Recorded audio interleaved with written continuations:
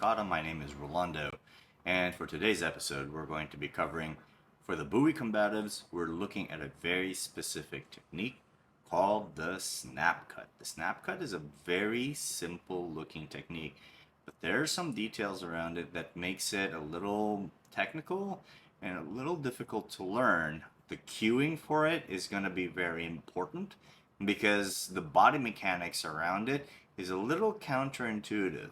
So when I say SNAPCUT, I'm talking about pushing forward a little bit, and it looks like a very nice fast slice. But the technique, biomechanics, and the details of the movements are such that when you first learn it, you may find that it's going to be a little tricky to learn. I know I did. But it's very effective. We're going to look at some comparisons, especially between the back cut and the snap cut, and how the snap cut ultimately is going to be a very important part of your Bowie knife combatives practice. So without further ado, I hope you find this episode informative, and I hope you enjoy it. Thank you very much. The Bowie SNAPCUT is part of a back cut flow attack by draw strategy wherein we use the back cut to draw the opponent into a particular line where they can receive the snap cut.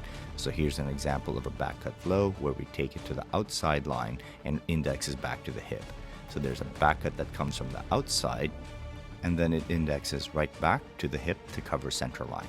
So when we proceed with the back cut and moving with the opponent, we cover the outside line with a lateral back cut, and then we do another one with a downward back cut, and then right back to the hip to cover center line.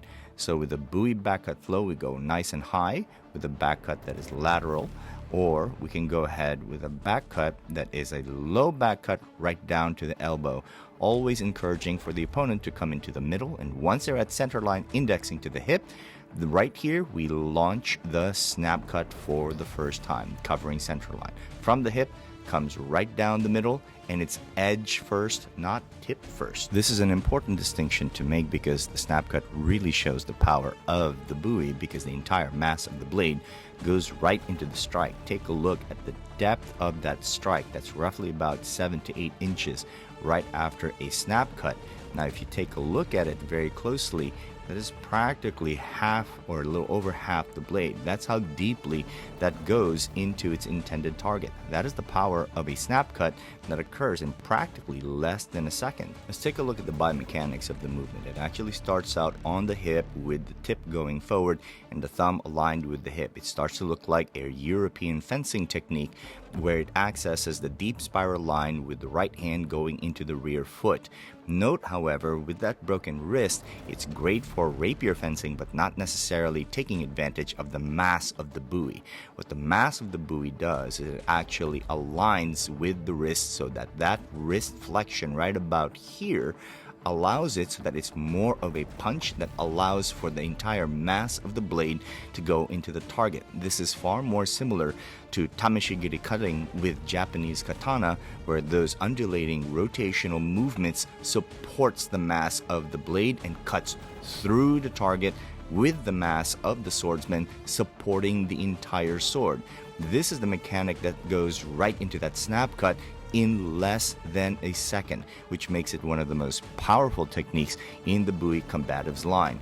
This radial ulnar movement was adapted by the legendary Bruce Lee, who adapted these movements to his own physique and style of Jeet Kune Do, that he could use not only his arm line and his spiral back line, but he was such an overpowering kinesthetic genius that he knew how to utilize the deep front line to throw his entire mass behind his punches.